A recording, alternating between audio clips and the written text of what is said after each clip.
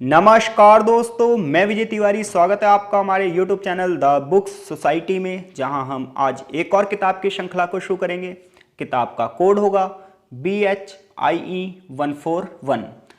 जो ये BHIE 141 code है, इसका संबंध चीन के इतिहास से है, जहां इस किताब में टोटल 16 चैप्टर दिए गए हैं और इन चैप्टरों में चीन के 1840 से लेकर 1978 तक के इतिहास का वर्णन किया गया है।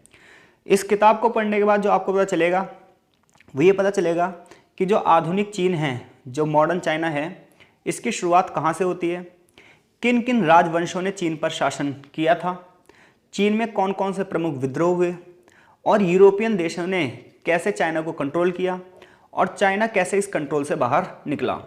ये तमाम चीज़ें आपको पता चलेंगी इस किताब को पढ़ने के बाद। तो जैसे कि किताब में 16 चैप्टर हैं और आज हम चैप्टर नंबर 1 को डिस्कस करेंगे। चैप्टर का नाम होगा चीन एक ऐतिहासिक परिप्रेक्ष्य। चैप्टर को पढ़ने के बाद जो आपको पता चलेगा वो यह पता चलेगा कि भाई अगर हमें चीन के इतिहास को जानना है तो चीन के इतिहास को जानने के लिए हमें कौन कौन से दृष्टिकोणों को समझना होगा। खास तौर पर किसी भी देश का जब इतिहास लिखा जाता है तो उस इतिहास को पढ़ते वक्त हमें ये ध्यान रखना चाहिए कि इतिहास किसके द्वारा लिखा गया है और जो इतिहास को लिख रहा है उसके इतिहास को समझने की समझ क्या है।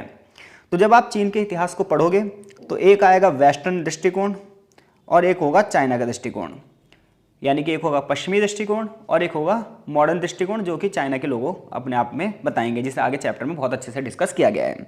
तो सबसे पहले चैप्टर को पढ़ने से पहले आपको क्या पता चलेगा, आपको ये पता चलेगा कि अगर आपको ये जानना है कि मॉडर्न चाइना की शुरुआत कहाँ से हुई है, आधुनिक चीन की शुरुआत कहाँ से हुई है, तो इसके बारे में यूरोपीय दृष्टिकोण क्या कहता है और जो आधुनिक दृष्टिकोण है वो क्या कहता है।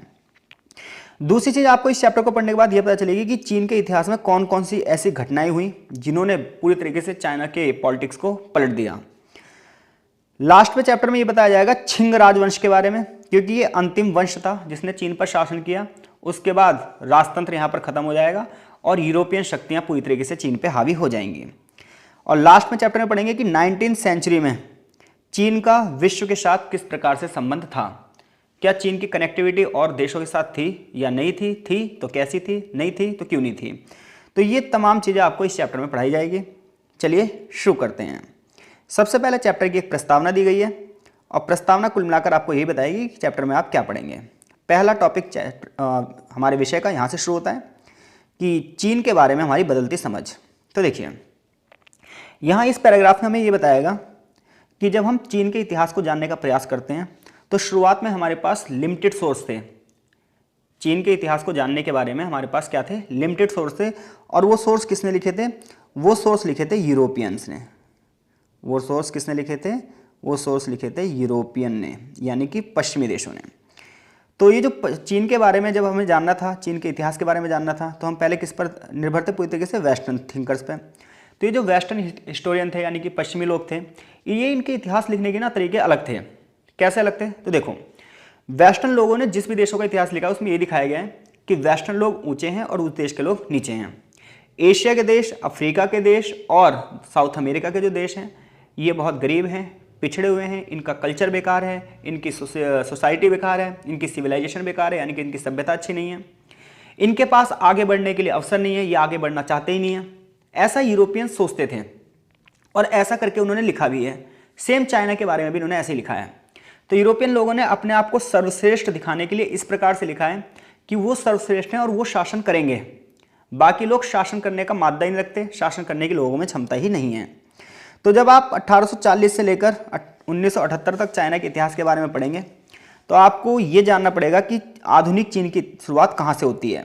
तो जब आप चीन के आधुनिक इतिहास के बारे में समझेंगे तो आप किस पर निर्भर रहेंगे, शुरुआत में पश्चिमी लोगों के वर्णन से। और पश्चिमी लोगों के जो वर्णन हैं वो किस तरीके से होंगे, वो पश्चिमी लोगों के फेवर में होंगे, जहां वो आपको ये बताएंगे कि वेस्टर्न देशों ने चीन पर अगर हमला किया तो ये हमला क्यों जरूरी था, और था तो क्या ये सही था। तो वो आपको ये सिद्ध कर देंगे कि वेस्टर्न लोगों ने, यानी कि फ्रांस ने, ब्रिटेन ने, अमेरिका ने जो हमला किया किस पर, चाइना पर, ये हमला बिल्कुल सही था, इसमें ना उनकी कोई गलती नहीं थी, वो हमला उन्हें करना ही था। अगर वो हमला नहीं करते तो चीन मॉडर्न ही नहीं हो पाता। ऐसा करके यूरोपियन ने लिखा है। दूसरी बात इन्होंने क्या लिखी है, इन्होंने ये भी लिखा है कि शाही वंश खत्म क्यों हुआ, यानी कि चीन में जो राजतंत्र चलता था वो राजतंत्र खत्म क्यों हुआ। साथ साथ ये भी बताया गया कि चीन खुद अपना आधुनिकीकरण कभी भी नहीं कर पाता, चीन कभी भी खुद भी मॉडर्न हो ही नहीं पाता अगर यूरोपियन लोग उसमें अपना सहयोग नहीं देते। और लास्ट में ये बताया जाएगा कि कम्युनिज्म चीन में क्यों हार गया। तो यानी कि जब आप आधुनिक चीन के बारे में पढ़ना चाहोगे तो आपको सबसे पहले किस पर डिपेंड होना पड़ेगा, तो आधुनिक चीन के बारे में जानने के लिए आपको यूरोपियन दृष्टिकोण पर डिपेंड होना पड़ेगा, जो यूरोपियन राइटर्स हैं उन पर निर्भर होना पड़ेगा। और वो आपको ये बताएंगे, उनकी किताबों को पढ़कर आपको यह पता चलेगा कि पश्चिम देशों ने अगर चीन पर हमला किया तो वो जरूरी था। दूसरी बात आपको ये पता चलेगी कि चीन में राजतंत्र क्यों हारा। तीसरी बात आपको ये पता लगेगी कि चीन मॉडर्न हुआ तो सिर्फ और सिर्फ यूरोपियंस की वजह से हुआ, वरना चीन कभी मॉडर्न हो नहीं पाता, चीन कभी इतनी बड़ी पावरफुल शक्ति बन ही नहीं पाता। और लास्ट में ये बताया जाएगा कम्युनिज्म क्यों फेल हुआ। इसके साथ साथ एक चीज़ और बताई जाएगी कि चीनी कल्चर बहुत पीछे था, चीन की सभ्यता बहुत पीछे थी, चीन का समाज बड़ा पारंपरिक था, यानी कि उसके अंदर कोई ज्ञान विज्ञान नहीं था, लॉजिक नहीं था, धर्म हावी था, लोग धर्म के हिसाब से चलते थे। और यही सब चीज़ जो थी वो चीनी विफलता का कारण थी। और सबसे बड़ी बात यह है, पश्चिमी दृष्टिकोण ये भी कहेगा कि चीन में केंद्रवाद था। चीन में क्या था? केंद्रवाद था। तो केंद्रवाद का मतलब क्या है? केंद्रवाद का मतलब यह है कि चीनियों का मानना था कि हम वर्ल्ड के सेंटर में हैं और इसलिए सबसे सर्वोच्च हम हैं। ये हर देश की प्रॉब्लम है, हर देश की जनता ये सोचती है कि विश्व में सबसे ज़्यादा सर्वोच्च हम ही हैं। इंडिया के लोग सोचते हैं विश्व में सबसे ज़्यादा सर्वोच्च हम है, पाकिस्तान का बंदा ये सोचेगा विश्व में सबसे ज़्यादा सर्वोच्च हम है, बांग्लादेश का बंदा सोचेगा सर्वोच्च हम है, इंडोनेशिया का बंदा सोचेगा सर्वोच्च हम है, चाइना के बंदे भी सोच रहे हैं सर्वोच्च हम है, उधर यूरोपियन ये लिख रहे हैं कि सर्वोच्च हम है। तो इस दुनिया में सबसे बड़ी जो लड़ाई है वो सुपीरियरिटी को लेकर है। इंसान ये नहीं सोच रहा कि ह्यूमन इक्वल होते हैं, वो ये कह रहा है कि एक ह्यूमन दूसरे ह्यूमन से सुपीरियर है और इस सुपीरियरिटी की लड़ाई हो रही है। तो चीन वाले भी अपने बारे में क्या लिखते थे कि मतलब यूरोपियन वाले चीन के बारे में क्या लिखते थे, तो यूरोपियन चाइना के बारे में ये बता रहे हैं कि चाइना के लोग ये सोचते थे कि हम हैं विश्व के केंद्र में और इसीलिए जो अन्य देश हैं, अन्य लोग हैं, ये हैं निम्न स्तर पर। इसलिए हम किसी से सीखे क्यों, किसी को अपने समान माने क्यों और किसी से हम जुड़े क्यों। तो जब कोई बंदा अपने आप को सुपीरियर मान लेता है ना, तो उसके सामने ये समस्याएं होती ही हैं। और ये समस्याएं क्या होती हैं कि हम किसी से सीखे क्यों, उसे क्या मुझसे ज़्यादा आता है, सेम यही चीज़ थी। लेकिन जब हम हाल ही की अध्ययन करेंगे, जो मॉडर्न टाइम पे खोजी हुई हैं, मॉडर्न टाइम पे जो किताबें लिखी गई हैं, उसमें ये सारी चीज़ें गलत साबित कर दी जाएंगी। मॉडर्न टाइम में जो चीन के बारे में वर्तमान धारणा होगी, वो चीन के बारे में वर्तमान धारणा ये होगी, मैंने शॉर्ट नोट्स बना रखे हैं यहाँ पे, कि चीन में केंद्रवाद नहीं था, यानी कि चीन के लोग दूसरों से जुड़ते थे। ऐसे नहीं हो कि किसी से सीखते नहीं थे। अगर सोचो चीन के लोग किसी से सीखते नहीं होते तो चीन में बौद्ध धर्म कैसे आया? और अगर चीन में बौद्ध धर्म आया है तो इसका मतलब चीन में केंद्रवाद नहीं था, वो दूसरों से सीखना चाहते थे, वो किसी को निम्न दृष्टि से नहीं देखते थे, क्योंकि बौद्ध धर्म तो भारत से वहाँ पर गया है। तो अगर चीन में केंद्रवाद की धारणा होती तो बौद्ध धर्म तो वहाँ पर कभी आता ही नहीं। तो इसलिए क्या है, पहला पॉइंट यह है कि चीन के बारे में वर्तमान धारणा ये कहती है चीन में केंद्रवाद नहीं था। दूसरी बात, चीनी सभ्यता उच्च दर्जे की थी, यानी कि पश्चिमी देश तो ये कहते हैं कि चीन की सभ्यता निम्न दर्जे की थी, लेकिन जो आज के निष्कर्ष निकलते हैं उससे ये पता चलता है चीनी सभ्यता उच्च दर्जे की थी। यूरोपियन दृष्टिकोण पढ़ोगे तो उसमें होगा कि चीन के लोग व्यापार नहीं करते थे, लेकिन जब हम हिस्ट्री पढ़ेंगे तो रेशम मार्ग, रेशम का व्यापार चाइना से होता था और चीन में व्यापार उच्च अवस्था में था। तो आपसे एग्जामिनर क्वेश्चन पूछेगा चीन के बारे में पश्चिमी धारणा और वर्तमान धारणा में क्या अंतर है। तो चीन के बारे में जो पश्चिमी धारणा है वो मैंने आपको बताई कि चीनी सभ्यता को कमजोर बताया गया है, संस्कृति को कमजोर बताया गया है और चीनी केंद्रवाद को बढ़ावा दिया गया है। केंद्रवाद का मतलब यह है कि हमसे ऊपर कोई नहीं।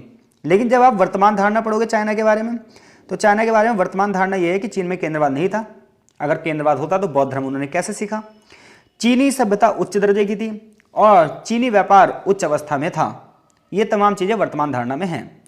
तो यहाँ से यहाँ तक बस चीन की हिस्ट्री के बारे में जब आप पढ़ोगे तो आपको ये भी पढ़ना पड़ेगा कि भाई किस बंदे ने हिस्ट्री लिखी है और वो बंदा उसके विषय में कैसा सोचता है, क्योंकि जो बंदा जैसा सोचता है वो वैसा ही लिखता है। तो यूरोपियंस अपने आप को सुपीरियर दिखाना चाहते थे, इसलिए उन्होंने चाइना को निम्न दिखाया। लेकिन जो आज के टाइम पे खोज हो रही है, आज के टाइम पे जो किताबें लिखी जा रही है, उसमें बताया जा रहा है कि नहीं यार, उन्होंने गलत लिखा है, इतिहास पक्षपात तरीके से लिखा गया। जैसे इंडिया के बारे में एग्जाम्पल देता हूँ मैं आपको। इंडिया के बारे में इस प्रकार से लिखा गया है कि जो है यूरोपियंस नहीं आते तो इंडिया का कभी विकास ही नहीं होता। इंडिया के बारे में इस तरीके से चीज़ें लिखी जा रही हैं कि हमारी सभ्यता निम्न थी, हमारे धर्म निम्न थे, हमारे यहाँ बाहरी लोग आए, उसका कारण ये था कि हम लोग खुद पर शासन करना ही नहीं चाहते थे। तो ये सब ना अपने आप को सुपीरियर दिखाने के लिए लिखा जाता है। सेम चाइना के बारे में भी यही था। अब हम ये बात कर रहे हैं कि चीन का ऐतिहासिक विकास कैसे हुआ, यानी कि चीन में किन किन लोगों ने शासन किया। तो चीन के ऐतिहासिक विकास को जानने से पहले हमें ये जानना पड़ेगा कि चीन की ज्योग्राफी कैसी है। तो देखो, जब आप चीन की ज्योग्राफी देखोगे तो यहाँ पर पर्वत हैं, पहाड़ हैं, झील हैं, झरने हैं, चट्टानें हैं, नदियाँ हैं और उनके कुछ नाम भी हैं। तो जैसे चीन के अगर आप डायरेक्शन वेज देखोगे तो पश्चिम पूर्व वाली दिशा में देखोगे तो नदियाँ हैं बहुत सारी, जैसे येल्लो नदी, यांगसी नदी। अब जहाँ पर नदियाँ होंगी तो वहाँ पर उपजाऊ मैदान भी होंगे।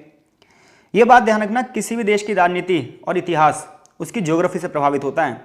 जिस देश की ज्योग्राफी में जितनी ज़्यादा डाइवर्सिटी होगी वो क्षेत्र उतना ज़्यादा आगे बढ़ेगा।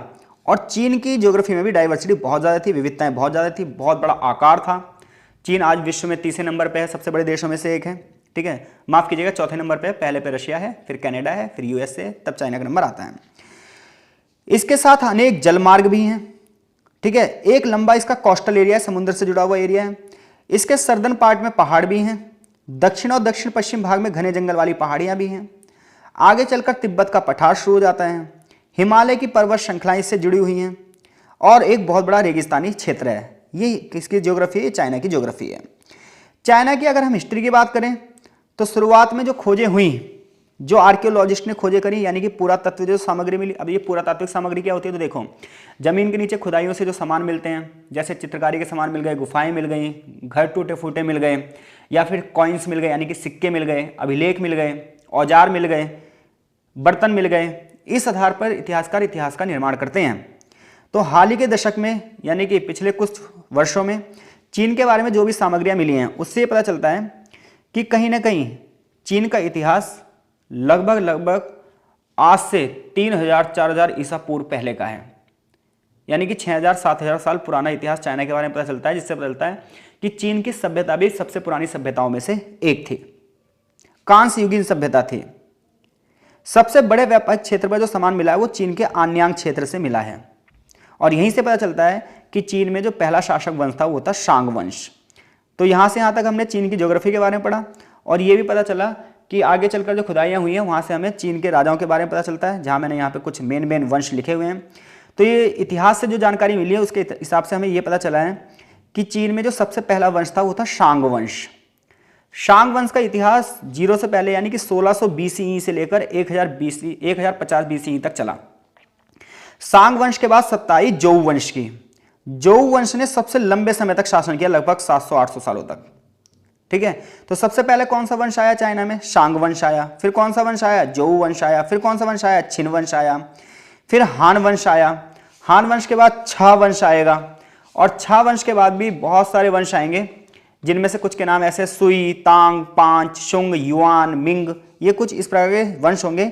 और जो अंतिम वंश होगा वो छिंग राजवंश होगा, जिसकी सत्ता 1644 में आएगी और 1912 में खत्म हो जाएगी। इसके बाद यूरोपियंस यहाँ पर कंट्रोल में आ जाएंगे। तो कुल मिलाकर अगर आपको चाइना के वंश के बारे में जानना है तो सबसे पहला वंश याद रखना शांग है। उसके बाद जोउ वंश आपको इंपॉर्टेंट है, बहुत ज़्यादा इंपॉर्टेंट है, याद ही रखना पड़ेगा क्योंकि इसने बहुत लंबे समय तक चाइना पर शासन किया है, जोउ वंश ने। इसके बाद जो सबसे लास्ट में छिंग राजवंश है, ये बहुत इंपॉर्टेंट है। तो ये 2-3 वंश हैं जिनके बारे में आपको पता होना चाहिए, ये मैंने इसलिए यहाँ पर लिख दिया है। यही चीज़ इसके चीन के ऐतिहासिक विकास में बताई गई है।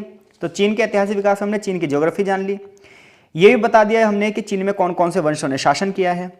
अब देखो थोड़ा सा यहाँ पर शांग वंश के बारे में लिखा गया है जो मैं आपको बताने जा रहा हूँ। तो देखो, दूसरी सहस्राब्दी BCE में शांग वंश को हरा दिया किसने? जोउ वंश के लोगों ने। यानी कि शांग वंश का शासन खत्म हो गया और नया वंश किसका आया है? जोउ वंश का। और मैंने अभी दिखाया था आपको जोउ वंश का शासन कहाँ से शुरू हुआ है। तो जोउ वंश का शासन शुरू हुआ 1046 BCE से। तो 1046 ईसा पूर्व से जोउ वंश का शासन शुरू हुआ। जोउ वंश की बात की जाए तो इसकी हिस्ट्री इसलिए इंपॉर्टेंस रखती है चाइना के इतिहास में क्योंकि इसने लंबे समय तक शासन किया है। तो चाइना पर सबसे लंबे समय तक किसने शासन किया है? तो चाइना पर सबसे लंबे समय तक जोउ वंश के राजाओं ने शासन किया है। इसके अलावा जोउ वंश की विशेषता ये भी है कि ये पहला राजवंश है जिसके बारे में आपके पास लिखी हुई सामग्री है। यानी कि जोउ वंश से पहले अगर हम शांग वंश का अध्ययन करें तो शांग वंश के बारे में कोई लिखा हुआ चीज़ नहीं मिली है। जो भी मिला है वो आर्कियोलॉजिस्ट को जमीन के नीचे खुदाई से जो सामान मिला है उसके आधार पर उन्होंने बताया है। बट आपको वो कोई किताब लिखी हुई मिली है उनके बारे में तो ऐसा नहीं है। तो आपसे पूछा जाए सबसे लंबा वंश चाइना में कौन सा चला? जोउ चला। ऐसा कौन सा वंश है जिसके बारे में साहित्यिक रिकॉर्ड उपलब्ध है? तो वो भी कौन सा है? जोउ है। ठीक है, इसके अलावा इस दौरान सबसे बड़ी बात क्या थी जोउ वंश के बारे में? लोहे का उपयोग शुरू हुआ। आपको पता है सन 1000 ईसा पूर्व में ही विश्व में लोहे का प्रयोग शुरू हुआ। अब लोहे का प्रयोग शुरू होना ना अपने आप में एक बहुत बड़ी क्रांतिकारी बात थी। क्यों थी? तो देखो, पहले जो खेती होती थी ना वो लकड़ी वाले हलों से होती थी। अब लकड़ी वाले हलों से खेती होगी तो उपजाऊपन ज़्यादा होता नहीं था, क्योंकि लकड़ी का जो हल है वो जमीन को नीचे से ज़्यादा खोद नहीं पाएगा। अब लोहे का आविष्कार हुआ तो लकड़ी के फाल में नीचे लोहे की फाल लगा दी गई। अब लोहा जो है जमीन को ज़्यादा गहराई तक खोद सकता था। अब जमीन में क्या हुआ? प्रोडक्टिविटी बढ़ गई। तो लोहे के उपयोग से किसी उत्पादकता बढ़ गई, यानी कि प्रोडक्टिविटी बढ़ गई। अब प्रोडक्टिविटी बढ़ेगी तो धन दौलत में वृद्धि होगी, सैनिक हथियार, अब सुरक्षा की बात होगी, और ये सब जौहु काल में बड़े पैमाने पर होना शुरू हो चुका था। तो इसलिए जौहु काल जो है वो बहुत इंपॉर्टेंस रखता है चीन के इतिहास में। पहली बात यह है कि लंबे समय तक चलने वाला शासक है। दूसरी बात यह है इनके पास साहित्यिक रिकॉर्ड है, यानी इनके बारे में अगर आपको जानना है तो किताबें आपको मिल जाएंगी। तीसरी बात है इनके टाइम पे लोहे का यूज शुरू हुआ, कृषि की प्रोडक्टिविटी बढ़ गई, धन दौलत में वृद्धि हुई, हथियार वगैरह बढ़े, आसपास के क्षेत्र भी इन्होंने जीत लिए। लेकिन जौहु के बाद जो शासक आए वहाँ से चाइना इतना ज़्यादा आगे नहीं बढ़ा जितना जौहु शासनकाल में आगे बढ़ा है। यहाँ से यहाँ तक ये सारी चीज़ें बताई गई हैं। यहाँ से चैप्टर का सबसे इंपॉर्टेंट टॉपिक शुरू हो जाता है, चीनी चिंतन का विकास और बौद्ध धर्म का प्रभाव। अब तक जो आपने चैप्टर में पढ़ा है मैं उसकी एक बार समराइज कर दूं आपको कि चीन के बारे में अगर आपको जानना है तो आपको वेस्टर्न फिलॉसफी पर ही डिपेंड होना पड़ेगा, जो वेस्टर्न राइटर्स हैं उन पर ही डिपेंड होना पड़ेगा। पश्चिमी लेखकों ने चीन की सभ्यता और संस्कृति को कमजोर दिखाया है और चीनी केंद्रवाद को बढ़ावा दिया है। लेकिन चीन के बारे में जो आधुनिक खोज हुई है, वर्तमान में जो स्टडी हुई है, उसने कहा है नहीं भाई चीन में केंद्रवाद नहीं था, वहाँ पर देखो बौद्ध धर्म फैला, चीन सभ्यता उच्च दर्जे की थी और चीनी लोग व्यापार भी करते थे, इसका मतलब है विदेश से संबंध भी थे उनके। फिर चीन का जब हम हिस्टोरिकल डेवलपमेंट पढ़ेंगे, जो हमने पढ़ा था उसमें हमने चीन की ज्योग्राफी पढ़ी कि इसके उत्तर पश्चिम में येल्लो और यांगसी नदियां हैं, जलमार्ग भी हैं, कोस्टल एरिया भी है, तिब्बत का पठार भी है, हिमालय की श्रृंखलाएं जुड़ी हुई हैं इससे, और साइबेरिया के मैदान तक फैला हुआ ये एक एरिया है। कौन? चाइना। इसके अलावा चीन की बात करें तो कांस्य युगीन सभ्यता से जुड़ा हुआ इतिहास है और पहला वंश इस पर शांग वंश है। शांग वंश के बाद जौहु, छिन, हान, छा और अंतिम वंश छिंग राजवंश। ये तमाम चीजें अब तक हमने इस चैप्टर में पढ़ी हैं। अब आगे हम ये बात करेंगे कि चीन में चिंतन का विकास कैसे हुआ। तो देखो, किसी भी देश को आगे बढ़ाने में किन लोगों का योगदान होता है? जिन लोगों के पास बुद्धि होती है। तो जो बुद्धिमान लोग होते हैं ये समस्याओं से में रोते नहीं है, ये समस्याओं का समाधान करते हैं। तो ऐसे में चीनी चिंतन को जब आप पढ़ोगे तो दो बड़े नाम आएंगे चीन में। एक नाम आएगा किसका? कन्फ्यूशियस का। दूसरा नाम आएगा दाओ का, और फिर बौद्ध धर्म आ जाएगा। तो ध्यान रखना, चिंतन का मतलब क्या होता है? चिंतन का मतलब होता है कि अपने समाज की समस्याओं का अध्ययन करना और फिर उसका समाधान भी खोजना। तो जौहु काल में धन दौलत में वृद्धि हुई, नई नई टेक्नोलॉजी भी आई इस अवधि में, लेकिन युद्ध भी हुए, क्योंकि भाई सिंपल सी बात है, धन दौलत बढ़ेगी, आसपास के क्षेत्र के लोग दूसरे क्षेत्रों पर अटैक भी करेंगे, क्योंकि वो सोचेंगे उनका धन दौलत हम छीन लें, उनकी कृषि में उत्पादकता को हम छीन लें। तो युद्ध भी होंगे, युद्ध होंगे तो व्यवस्था भंग भी होगी, क्योंकि एक क्षेत्र जीतेगा एक क्षेत्र हारेगा, जो क्षेत्र हारेगा वहाँ का सिस्टम पूरी तरीके से खत्म हो जाएगा। जिस क्षेत्र का सिस्टम खत्म होगा, जिस क्षेत्र के लोगों को पीड़ा मिलेगी, दुख मिलेगा, वहाँ के लोग सोचेंगे, जहाँ के लोग सोचेंगे वहाँ पर बौद्धिक उत्तेजना होगी। और इसी दौरान चीन में ये माना जाता है 100 से ज़्यादा मतों का पर्दापण हुआ, यानी कि 100 से ज़्यादा फिलोसफर आए जो अलग अलग तरीके की राय दे रहे थे। उनमें से जो सबसे ज़्यादा फेमस हुआ वो हुआ कन्फ्यूशियस। ठीक है भाई, तो 100 से भी ज़्यादा फिलोसफी आई चाइना में, और उन सभी फिलोसफियों में सबसे फेमस जो फिलोसफी है वो है कन्फ्यूशियस की। कन्फ्यूशियस की बात की जाए तो हमारी किताब में इसकी डेट ऑफ बर्थ लिखी है 550 BCE, लेकिन कई किताबें आप पढ़ोगे तो वहाँ पर 551 लिखा होगा, तो ज़्यादा घबराने वाली बात नहीं है। तो चीन में लगभग 100 मतों का विकास हुआ, और उनमें से सबसे फेमस मत कौन सा था? कन्फ्यूशियस का। अब देखो, कोई बंदा जब अपने विचार देता है ना, तो विचार अपने आसपास की परिस्थितियों से प्रभावित होकर ही देता है। ये बात मान के चलो, अगर कोई बंदा गरीबी के बारे में लिख रहा है तो उसने अपने आसपास बहुत गरीबी देखी होगी। कोई बंदा हिंसा के बारे में लिख रहा है तो उसने अपने आसपास हिंसा देखी होगी। यानी कि जिस तरीके की समाज में परिस्थितियां चलती है ना, उस परिस्थितियों के हिसाब से जो है चिंतक चिंतन का विकास करते हैं। तो कन्फ्यूशियस की बात की जाए तो इस समय कन्फ्यूशियस पैदा हुआ 550 BC में, या कुछ किताबें 551 BC लिखती हैं। तो उस समय ना समाज की व्यवस्था बड़ी खराब थी, तो मुद्दा ये था कि समाज में शांति कैसे स्थापित की जाए, इसलिए कन्फ्यूशियस उस समय जो विचार देगा वो शांति के विचार देगा। तो कन्फ्यूशियस को चीन में मास्टर कुंग के नाम से भी जाना जाता है, या कुंग फू जी के नाम से भी जाना जाता है। तो कन्फ्यूशियस का एक नाम तो ये हो गया जो पॉपुलर है, कन्फ्यूशियस ही। इसके अलावा इनका एक नाम मास्टर कुंग भी है, या कुंग फू जी के नाम से भी इन्हें जाना जाता है। कन्फ्यूशियस जब बड़े हुए तो उन्होंने देखा कि पूरा व्यवस्था टूट चुकी है, उन्हें बहुत अफसोस हुआ मेरा देश पीछे क्यों हो रहा है। उन्होंने कहा देश के पीछे होने में ना नैतिक पतन का कारण होता है। नैतिक पतन मतलब ये होता है कि लोग आदर्श भूल जाते हैं, आइडियलिज्म भूल जाते हैं, अपनी ड्यूटी भूल जाते हैं, अपने कर्तव्य भूल जाते हैं देश के प्रति। और जब लोग अपने देश के प्रति कर्तव्य भूल जाते हैं, समाज के प्रति कर्तव्य भूल जाते हैं, परिवार के प्रति कर्तव्य भूल जाते हैं, तो समाज में व्यवस्था टूट जाती है। तो ये बहुत दुखी हुआ कौन? कन्फ्यूशियस। इसने अपने पुराने दिनों की याद करी, स्वर्णिम दिनों की तरफ लौटने की विनती करी। इसने लोगों से कहा जो तुम्हारे पहले संबंध थे ना आपस में वही स्थापित करो, एक दूसरे के कर्तव्यों को आदर भाव से देखो। तुम लोग अपनी संस्कृति से, अपनी सभ्यता से टूटते जा रहे हो, इसलिए हमारा समाज टूट रहा है, इसलिए हम कमजोर होते जा रहे हैं। संबंध कैसे होने चाहिए? शासक और शासित के बीच संबंध होने चाहिए, यानी कि राजा और जनता के बीच में अच्छे संबंध होने चाहिए, पिता और पुत्र के बीच में अच्छे संबंध होने चाहिए, पारिवारिक रिश्ते अच्छे होने चाहिए।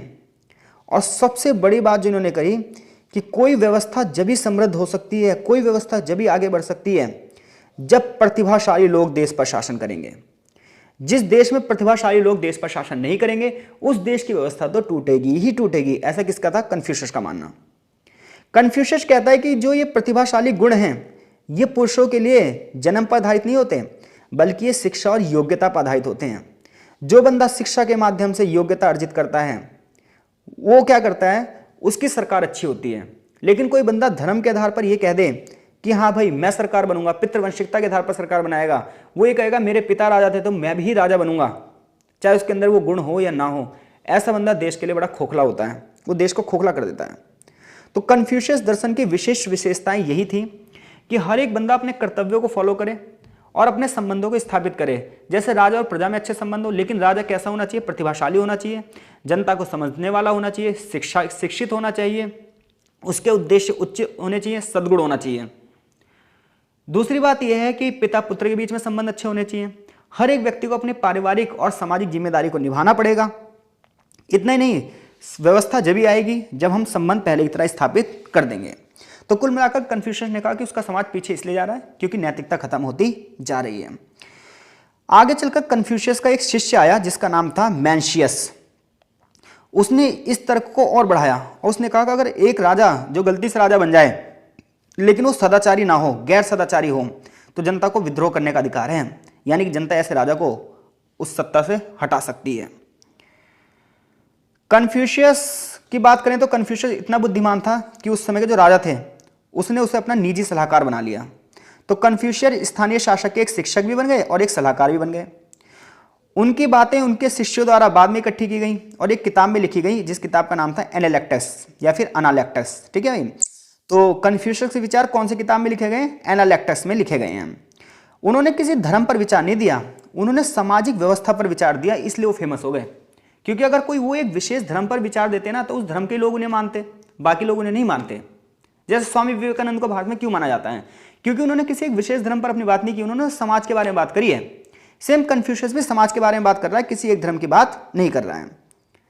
हाँ, चीन में ईश्वर का आदर किया जाता था, व्यवस्था में उन्हें माना जाता था, लेकिन जो कन्फ्यूशियस था ये शिक्षा को ज्यादा बढ़ावा देता था। जिस समय कन्फ्यूशियस के विचार चल रहे थे उसी में ऐसे 100 लोगों के विचार चल रहे थे और उसमें दूसरा नाम जो सबसे फेमस था वो नाम था दाओ। तो कन्फ्यूशियस के बाद जो दूसरा सबसे बड़ा दर्शन था चीन में उसे क्या कहते हैं? दाओवाद। तो ये जो दाओवाद दर्शन है ये किससे संबंधित है? लाओजी से। तो एक व्यक्ति थे जिनका नाम क्या था? लाओजी। उन्होंने जो फिलॉसफी दी है उनकी फिलॉसफी को किस नाम से जाना जाता है? दाओवाद के नाम से जाना जाता है।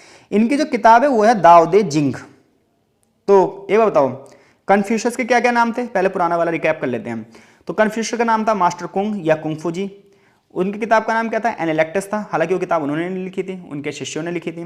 कन्फ्यूशियस का क्या मानना था? समाज में सभी लोगों को अपने संबंधों को स्थापित करना चाहिए और समाज को आगे ले जाना चाहिए, शिक्षा व्यवस्था को बढ़ावा देना चाहिए, शांति व्यवस्था को बढ़ावा देना चाहिए। अभी जो दाव आएगा, दाववाद का संबंध किससे है? लाओजी से। यानी कि एक बंदा था लाओजी और उसने एक नई फिलॉसफी दी, उस फिलॉसफी को हम दाववाद के नाम से जानते हैं। इनकी किताब कौन सी थी? दाओ दे जिंग। दाववाद ये कहता था, दाववाद की जो बातें थी ना वो थोड़ी सी रहस्यवादी थी, मिस्टीरियस थी, पहेलियों में बात करते थे वो। तो दाववाद एक रहस्यमय दर्शन था जो अंतर्ज्ञान की बात करता है, सहजता की बात करता है, स्वाभाविकता की बात करता है, सहज बोध की बात करता है, यानी कि अपने आंतरिक ज्ञान की बात करता है। दाववाद ये कहता है कि हमें जो दिखता है ना रियल में वो सत्य नहीं होता, क्योंकि सत्य अपने अंतर्ज्ञान से ही निकाला जा सकता है। तो इसलिए दाववाद ने जो भी लिखा वो पहेलियों में लिखा। तो कन्फ्यूशियस और दाववाद दोनों अलग अलग मत थे, यानी कि दोनों की अलग अलग विचारधाराएं थी, लेकिन फिर भी चीन में बड़ी गहराई से इन दोनों ने अपनी पैठ बैठा ली और 100 में से यही दो सबसे ज़्यादा फेमस हुए। दोनों में विश्वास ये था, यानी कि चाहे आप कन्फ्यूशियसवाद को पढ़ो चाहे दाववाद को पढ़ो, तो इन दोनों ने ही सामान्य जनता की बात करी है। ये दोनों ही मृत्यु के बाद के जीवन और ईश्वर को लेकर ज़्यादा चिंतित नहीं थे। इन्हें इस चीज़ से कोई लेना देना नहीं था कि मृत्यु के बाद जीवन क्या होता है, ईश्वर होता है या नहीं होता, इन्हें कोई मतलब नहीं था। इन्हें यह था कि वर्तमान में जो समाज है भाई वो सही होना चाहिए, डजंट मैटर बाद में क्या है क्या नहीं। आगे चलकर क्या हुआ, चीन में एक नया धर्म आया, बौद्ध धर्म। और बौद्ध धर्म की कौन सी शाखा आई, महायान शाखा। तो बौद्ध धर्म की 2 शाखाएं थी, वैसे तो 18 शाखाएं थी लगभग, लेकिन 2 सबसे फेमस है, एक है महायान और एक है हीनयान। तो चीन में जो बौद्ध धर्म फैला वो महायान फैला। तो देखो महायान कौन होते हैं, पहले इनके बारे में समझ लेते हैं। तो देखो एक होते हैं हीनयान और एक होते हैं महायान। हीनयान वो थे जो महात्मा बुद्ध के उपदेशों को फॉलो करते थे, मूर्ति पूजा नहीं करते थे, मांसाहार नहीं करते थे, सत्यवादी जीवन जीते थे। जो फिर आगे चलकर ये महायान आए। ये महायान कैसे थे, ये बुद्ध को मूर्ति में पूजते थे, मांसाहार भी करते थे, तीर्थ स्थलों में विश्वास करते थे, बुद्ध के ग्रंथों को छपवाते थे। तो चीन में जो बौद्ध धर्म फैला वो महायान वाला फैला। ठीक है भाई। तो बौद्ध धर्म का कौन सा स्वरूप चीन में फैला, महायान का। रंगीन अनुष्ठान होते थे, बहुत सारी कथाएं होती थी, बुद्ध को देवी देवताओं के समान दिखाया जाता था। ठीक है। चमत्कारिक शक्तियां बताई जाती थी, मठों की व्यवस्था की गई थी जहां पर बौद्ध भिक्षु रह सके। तो चीन को बहुत बड़े तरीके से जो प्रभावित किया, आगे चलकर बौद्ध धर्म ने प्रभावित किया और एक बहुत बड़ी जनता बौद्ध धर्म से क्या हो गई, जुड़ गई। 6th से लेकर 9th सेंचुरी में जब सुई राजवंश आया, तांग राजवंश आया, तो बौद्ध धर्म बहुत गहराई से समाज में बदल चुका था। और जब कोई धर्म समाज में आता है तो उस धर्म से जुड़े साहित्य आते हैं, उस धर्म से जुड़ी कलाएं आती हैं, उस धर्म से जुड़ी राजनीति होती है, उस धर्म से जुड़ी परंपराएं आती हैं और समाज पूरी तरीके से उस धर्म जैसा ही हो जाता है। तो बौद्ध धर्म ने न सिर्फ चीन को बल्कि कोरिया और जापान जैसे समाजों को भी प्रभावित किया और विश्व के आज कई देश बौद्ध धर्म की चपेट में हैं, यानी कि बौद्ध धर्म ने वहां पर अपना प्रभाव दिखाया है। तो मैं आशा करता हूं चीजें आपको समझ में आ रही हैं। तो किताब को अगर आप एक बार अच्छे से और पढ़ लेंगे तो चीजें और क्लियर हो जाएंगी। बाकी मेरी कोशिश यही है कि मैं एक एक चीज आपको समझा पाऊं। ठीक है। तो इस चैप्टर से अब तक हमने जो पढ़ा है वो ये पढ़ा है कि चीन के बारे में पश्चिमी दृष्टिकोण क्या था और आधुनिक दृष्टिकोण क्या है, चीन का ऐतिहासिक विकास में कौन कौन से राजवंश थे, चीनी चिंतन का विकास में कन्फ्यूशियसवाद, दाओवाद और बौद्ध धर्म का प्रभाव, ये तमाम चीजें पढ़ी। इसके बाद इस चैप्टर के कुछ क्वेश्चन हैं। तो पहला क्वेश्चन ये है कि 3 चीजें बताइए जिसने चीन के ऐतिहासिक विकास के बारे में विद्वानों की समझ बदल गई है। तो देखो, पहली चीज ये है कि चीन में केंद्रवाद नहीं था। दूसरी चीज ये है कि चीनी सभ्यता उच्च दर्जे की थी। और तीसरी चीज ये है कि चीनी व्यापार अच्छी अवस्था में था। दूसरा क्वेश्चन है चीन के 2 सबसे पुराने राजवंश के नाम बताइए। तो पहला राजवंश सांग है, दूसरा वंश जोऊ है। चीन लोगों की 3 प्रमुख विश्वास प्रणालियां क्या थी। तो चीन लोगों की 3 प्रमुख विश्वास प्रणालियां क्या थी भाई, कन्फ्यूशियसवाद, दाओवाद और बौद्ध धर्म। कन्फ्यूशियस दर्शन के प्रमुख तत्व बताइए, अपने पुरानी संस्कृति की ओर लौट चलो, शांतिवाद को बढ़ावा दो, पिता पुत्र के जो संबंध हैं, पारिवारिक संबंध जो हैं उसे बढ़ावा दो, एक शिक्षा व्यवस्था होनी चाहिए और एक शिक्षित राजा होना चाहिए, राजा प्रजा के संबंध अच्छे होने चाहिए। ये कन्फ्यूशियसवाद दर्शन के कुछ तत्व हैं।